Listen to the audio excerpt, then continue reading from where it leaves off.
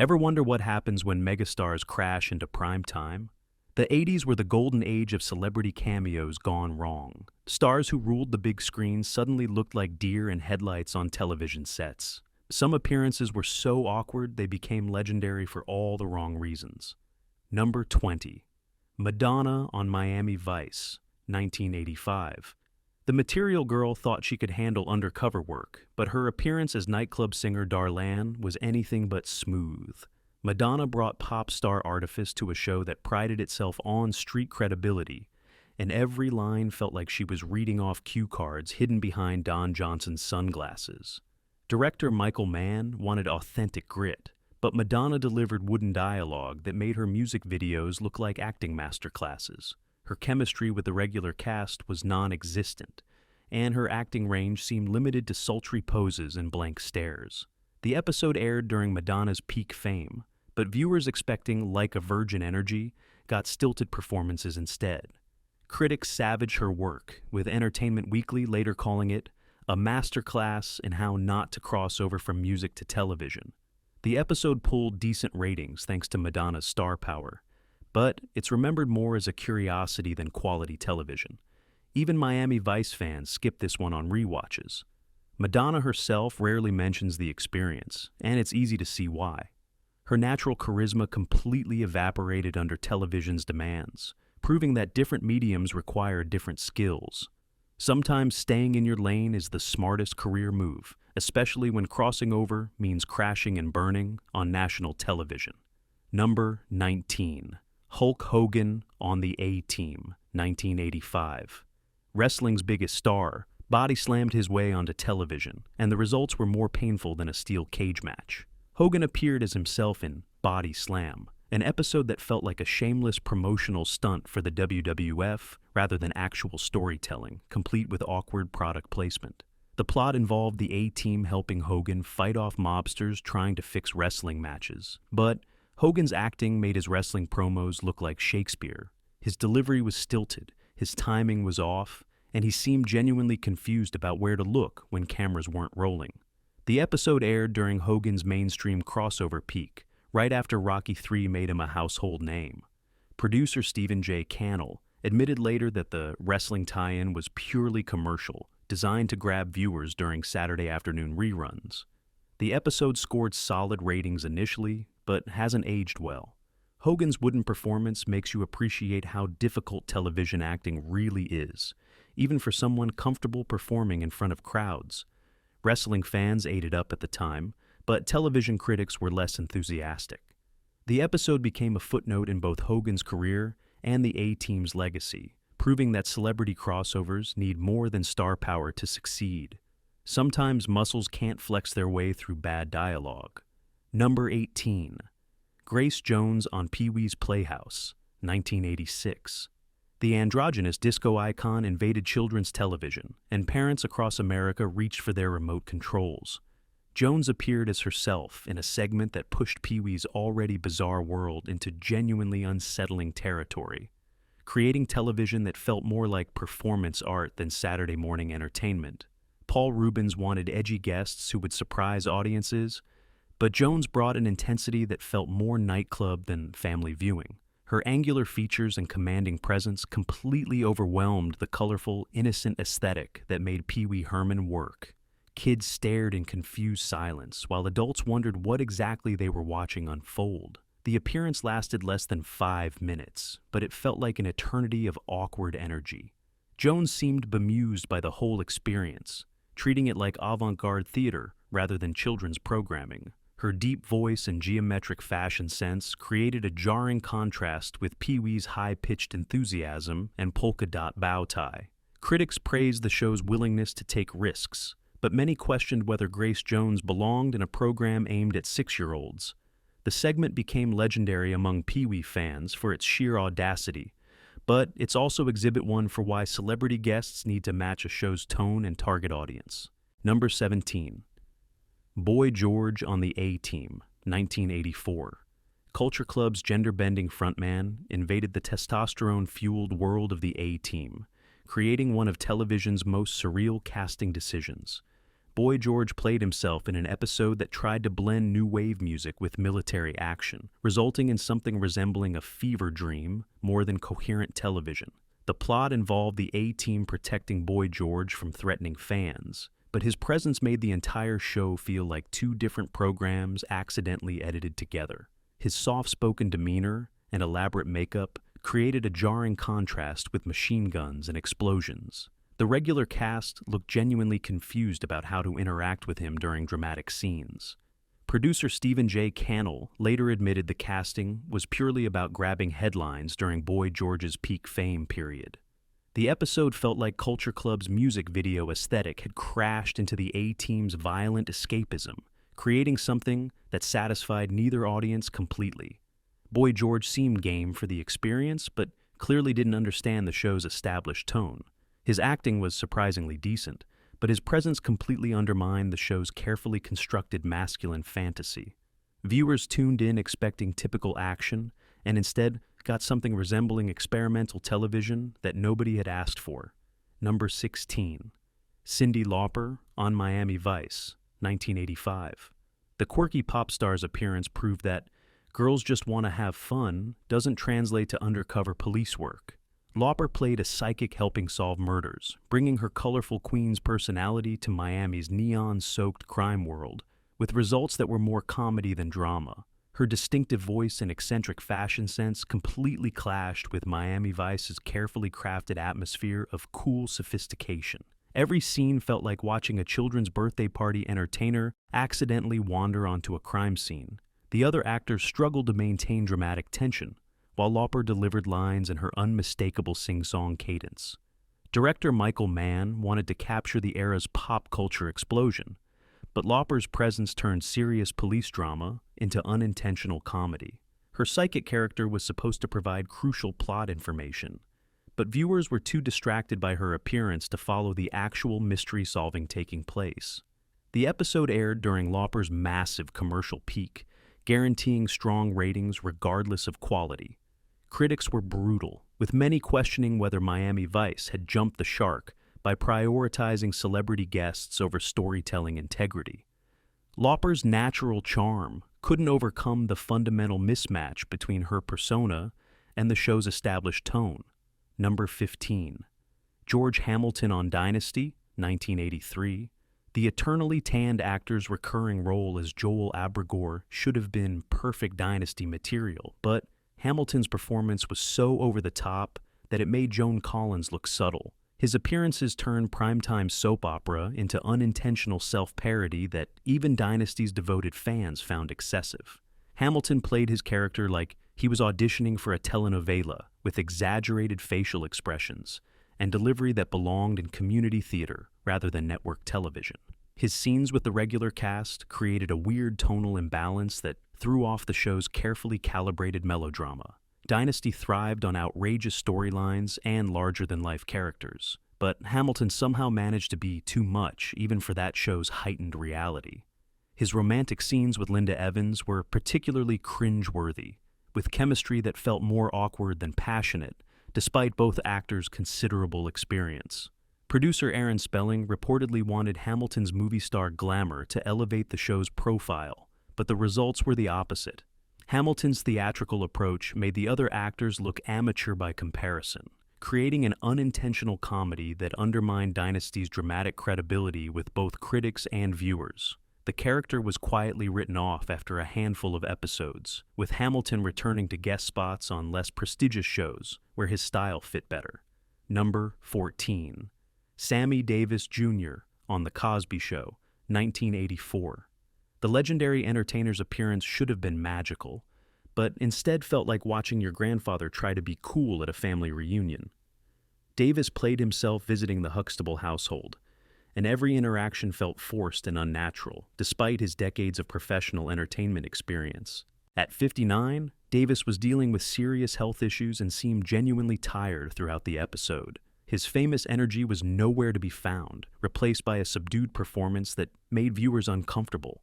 The script tried to capture his legendary charisma, but Davis looked like he'd rather be anywhere else than on a television soundstage. Bill Cosby worshipped Davis and pushed hard for the appearance, but their on-screen chemistry was awkward at best. Davis's old-school Vegas style clashed with the Cosby Show's contemporary family dynamics, creating a generation gap that the writers couldn't bridge with clever dialogue or situational comedy. Davis died just 4 years later, making this appearance even more poignant in retrospect. Critics were kind at the time, respecting Davis's legendary status, but the episode doesn't hold up well on rewatch. It's a reminder that great performers don't automatically translate to great television guests, and sometimes legends should remain larger than life rather than shrinking to fit the small screen. Number 13. Joan Rivers on The Loveboat, 1983. The sharp-tongued comedian boarded the Pacific Princess, and her caustic wit immediately clashed with the show's feel-good cruise ship fantasy. Rivers played a passenger who couldn't stop making cutting remarks about everyone around her, essentially playing herself without any filter or consideration for the show's tone. The Loveboat thrived on gentle humor and romantic escapism, but Rivers brought New York comedy club aggression to sunny California waters. Her rapid-fire delivery and brutal honesty felt completely out of place among the show's usual collection of washed-up celebrities and romantic misunderstandings that typically drove episodes. Producer Aaron Spelling wanted to attract younger viewers, but Rivers alienated the show's core audience of the middle-aged escapists. Her character was supposed to find love and soften her edges, but Rivers played every scene like she was headlining a roast at the Friars Club, rather than participating in family television. Rivers was hitting her career peak around this time, with Tonight Show guest hosting gigs and a growing fan base, but television drama wasn't her strong suit. The episode aired without much fanfare and is rarely mentioned in Rivers' career retrospectives. It's a perfect example of how the wrong guest can throw off an entire show's delicate ecosystem and established audience expectations. Number 12. Prince on American Bandstand, 1980. The Purple One's appearance on Dick Clark's legendary music show created one of television's most uncomfortable interviews ever. Prince, barely 22, and promoting his breakthrough album, Dirty Mind, seemed determined to give the shortest answers possible to every question Clark asked during their brief conversation. Clark, the consummate professional, tried everything to get Prince talking, but received mostly one-word responses and awkward silences that stretched forever. The performance of Dirty Mind was electric, but the interview segment felt like pulling teeth from someone who clearly didn't want to be there. The appearance aired during Prince's transition from Minneapolis club sensation to national stardom, but his media shyness was legendary even then. American Bandstand thrived on wholesome celebrity interactions, making Prince's mysterious persona feel completely alien to the show's established format and audience expectations. Years later, Clark admitted it was one of his most difficult interviews ever, comparing it to talking to a beautiful statue that occasionally moved. Prince never fully explained his reticence, but friends suggested he was overwhelmed by suddenly becoming a mainstream commodity rather than an underground artist. The clip went viral decades later, as internet users marveled at Prince's commitment to staying mysterious. But at the time, it just seemed weird and off-putting to most viewers expecting typical pop star charm and accessibility. Number 11. Diana Ross on The Tonight Show, 1983. The Supreme Diva's frequent appearances on Johnny Carson's show were legendary for all the wrong reasons. Ross treated every guest spot like a personal showcase, often ignoring other guests and turning conversations back to herself with stunning regularity that made everyone else uncomfortable. Her most notorious appearance stands out for sheer self-absorption. Ross interrupted other guests, dominated conversations, and seemed genuinely surprised when Carson tried to include anyone else in the discussion. Her diva behavior was so notorious that Carson's writers started building it into their material as a running joke. Carson, usually the master of diplomatic celebrity wrangling, looked genuinely annoyed by Ross's scene-stealing tactics. Other guests that night visibly struggled to get a word in edgewise, creating palpable tension that viewers could feel through their television screens during the entire episode. Ross was riding high on her solo success, and seemed to believe The Tonight Show existed solely for her benefit. Her performances were usually excellent, but the interview segments became endurance tests for everyone involved, Carson's production team reportedly dreaded booking her because she demanded extensive pre-interview discussions about topics and seating arrangements. The appearances became so infamous that comedians started doing impressions of Ross's Tonight Show behavior, turning her guest spots into unintentional comedy material for other performers. Number 10. John Travolta on Welcome Back, Kotter, 1978 to 1981. The former Sweat Hog's return appearances after Saturday Night Fever hit were excruciating exercises in inflated ego. Travolta had become a global superstar, and he couldn't hide his discomfort at returning to television after conquering movies, making every scene feel like charity work. His line delivery felt condescending, like he was doing everyone a favor by showing up. The easy chemistry he had had with his castmates was replaced by obvious impatience and barely concealed boredom. The writers tried to acknowledge his movie success within the show's universe, but Travolta seemed embarrassed by his television roots. His scenes felt rushed, and he appeared to be counting down the minutes until he could leave the soundstage. Former co-stars later admitted the reunion was awkward behind the scenes too, with Travolta maintaining distance from his former television family during breaks between filming. Producer James Comack pushed for the return appearances to capitalize on Travolta's movie fame, but the results felt forced and artificial. Travolta was clearly ready to move on from Vinnie Barbarino, and his discomfort translated directly to viewers watching at home. The episode served as a harsh reminder that television success doesn't always age well when actors hit it big elsewhere. Travolta's obvious desire to be anywhere else made these appearances more sad than celebratory for longtime fans of the show. Number 9. Olivia Newton-John on Saturday Night Live, 1982. The Grease star's hosting gig revealed that musical theater training doesn't automatically translate to sketch comedy success. Newton-John seemed genuinely lost throughout most sketches, delivering punchlines like she was asking questions rather than making jokes, completely missing the show's satirical edge. Her opening monologue was painfully sweet, with Newton-John treating SNL like a variety show rather than edgy late-night comedy. She seemed shocked by some of the material's content, and visibly uncomfortable with sketches that pushed boundaries. Her Canadian politeness felt completely out of place in Studio 8H's anarchic atmosphere. Cast members later admitted they had trouble writing material that fit Newton-John's wholesome image while maintaining SNL's satirical edge. Several sketches were reportedly rewritten at the last minute to accommodate her comfort level, resulting in watered-down comedy that satisfied nobody completely. The musical performances were professionally executed, but felt more like Las Vegas lounge acts than rock and roll television. Newton-John's stage presence, so effective in Grease, seemed forced and artificial in SNL's intimate setting, where authenticity and spontaneity were prized above polish. Critics noted the mismatch between host and show, with many questioning why SNL booked such an obviously inappropriate choice during their crucial early years when establishing credibility mattered most. Number 8. Donnie Osmond on the Loveboat, 1982. The former Teen Idol's appearance proved that some celebrities never successfully transition from child star to adult performer. Osmond played a passenger trying to reinvent himself, essentially playing his real-life career struggles for comedy that wasn't actually funny to anyone watching.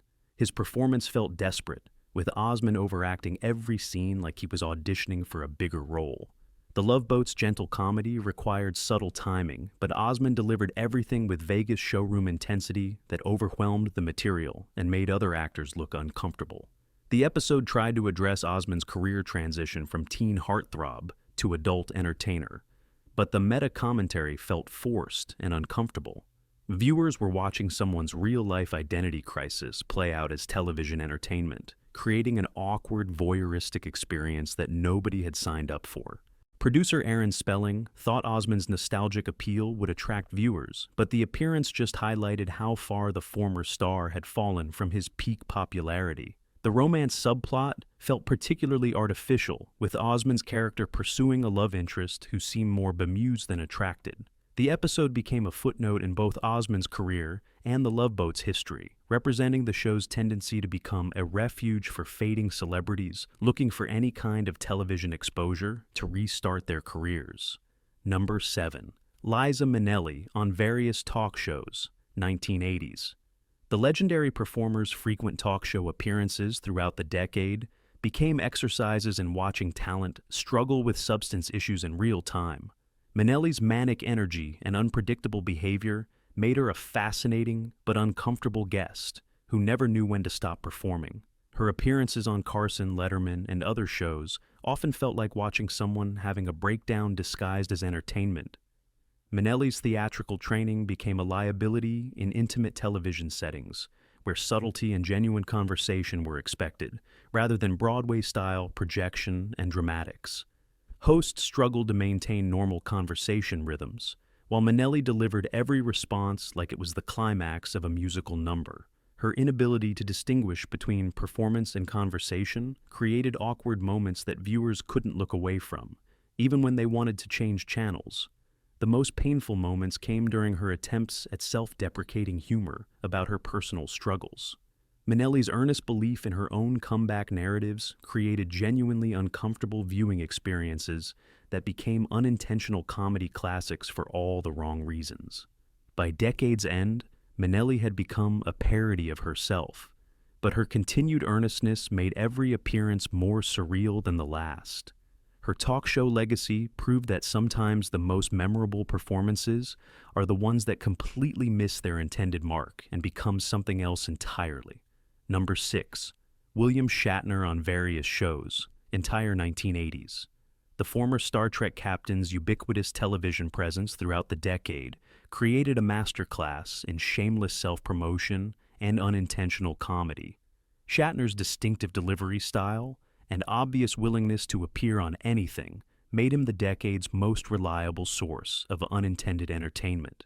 His appearances ranged from serious dramatic roles to comedy guest spots to commercial endorsements, but his approach remained consistently over the top, regardless of context. Shatner seemed incapable of modulating his performance style, treating every television appearance like he was delivering Shakespeare to the back row of a theater. Talk show appearances became legendary for Shatner's ability to turn any conversation into dramatic monologues about his own experiences.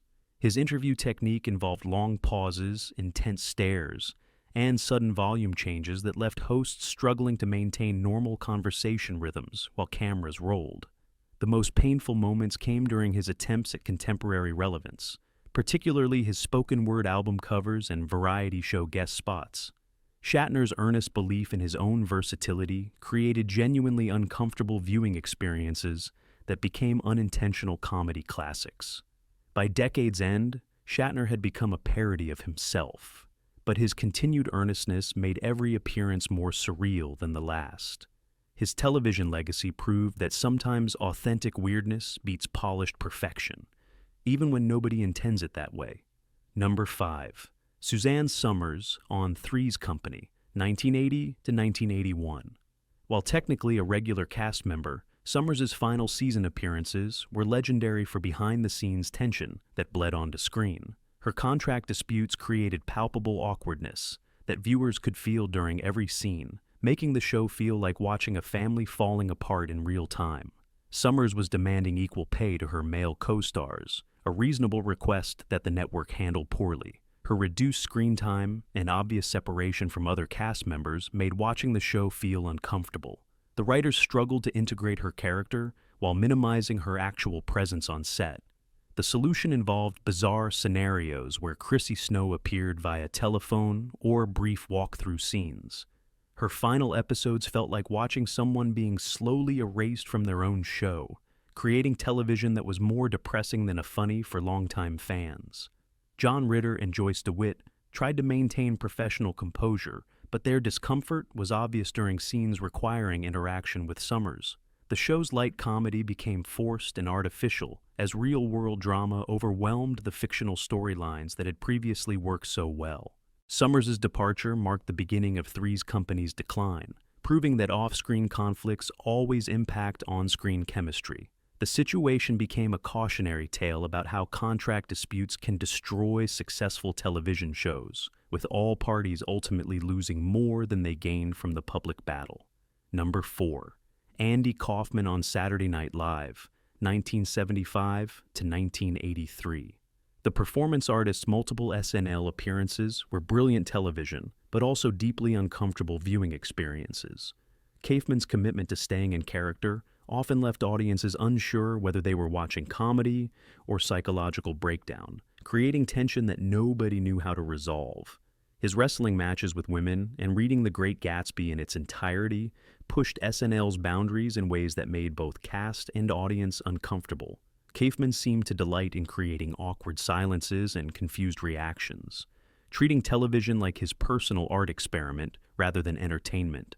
Producer Lorne Michaels later admitted that booking Kaufman was always risky because nobody knew what he would actually do once cameras started rolling. Several appearances required last-minute damage control, as Kaufman's performance art threatened to derail entire episodes and confuse viewers. The audience never knew whether to laugh or call for help, creating a unique viewing experience that was simultaneously brilliant and deeply unsettling. Kaufman's refusal to break character or acknowledge entertainment conventions made him a fascinating but unreliable television presence. His appearances became legendary for their unpredictability, but they also represented the limits of what network television could handle. Kaufman proved that some artists are too uncompromising for mainstream media, creating unforgettable television that nobody wants to watch twice because it's too intense. Number 3, Liberace on various variety shows, 1980s. The flamboyant pianist's frequent variety show appearances created some of children's television's most surreal moments. Liberace's over-the-top Vegas style somehow made every other performer look restrained by comparison, a nearly impossible achievement that speaks to his legendary excess and complete lack of self-awareness. His elaborate costumes and theatrical delivery completely overwhelmed any show's carefully balanced tone. Every appearance felt like watching two different television programs accidentally edited together, with Liberace's adult nightclub aesthetic clashing against family-friendly entertainment that most variety shows were trying to maintain. The musical numbers were technically proficient, but felt completely out of place in television's intimate setting. Liberace's interactions with other performers created bizarre moments where everyone else seemed more grounded in reality than the human guest star who was supposedly the professional entertainer.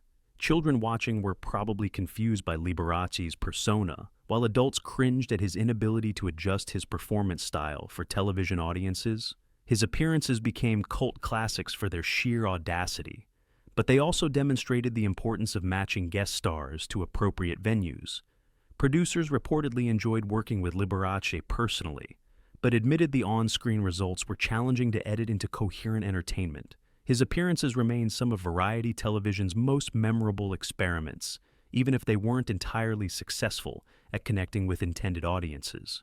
Number 2, Rick Springfield on General Hospital, 1981 to 1983. The rock star's stint as Doctor.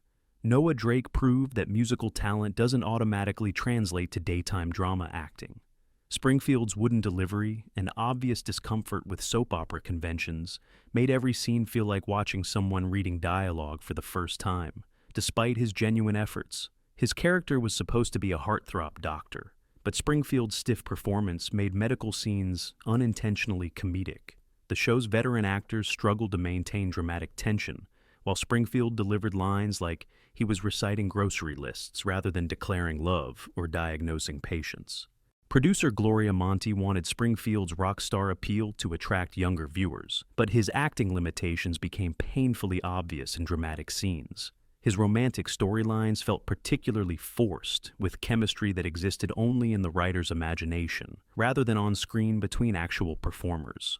The most cringeworthy moments came during emotional scenes, where Springfield's lack of acting training became impossible to ignore. His attempts at conveying deep emotion resulted in facial expressions that looked more like physical discomfort than romantic passion or medical concern. Springfield's musical performances were the only redeeming aspect of his soap opera tenure, but even those felt awkward when integrated into hospital storylines. The experience became a cautionary tale about crossing over from music to acting without proper preparation or natural talent for the medium. Number 1. Mr. T on various shows, entire 1980s. The The mohawked muscle man's ubiquitous television presence throughout the decade created a masterclass in how one catchphrase can carry someone through an entire career. Mr. T's appearances on everything from talk shows to sitcoms proved that sometimes personality matters more than talent, even when the personality becomes exhausting. His guest spots ranged from Saturday morning cartoons to primetime dramas, but his approach remained consistently over the top, regardless of context. Mr. T seemed incapable of modulating his performance style, treating every television appearance like he was motivating troubled youth rather than participating in entertainment. The most painful moments came during his attempts at acting in dramatic contexts. His limited range became obvious when required to convey emotions beyond righteous anger or paternal concern. Every line delivery sounded like a public service announcement rather than natural dialogue. Talk show appearances became exercises in watching hosts try to have normal conversations with someone who only spoke in motivational slogans. His interview technique involved shouting catchphrases and making personal declarations that left everyone else struggling to respond appropriately. Mr. T's earnest belief in his own message created genuinely uncomfortable viewing experiences when the material didn't match his intensity. His television legacy proved that sometimes authentic conviction can overcome complete lack of traditional entertainment skills, creating memorable moments that nobody quite knows how to categorize or forget. Which of these celebrity train wrecks made you cringe the hardest?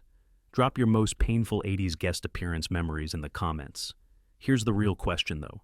Were these stars just ahead of their time, or does authentic weirdness always beat polished perfection on television?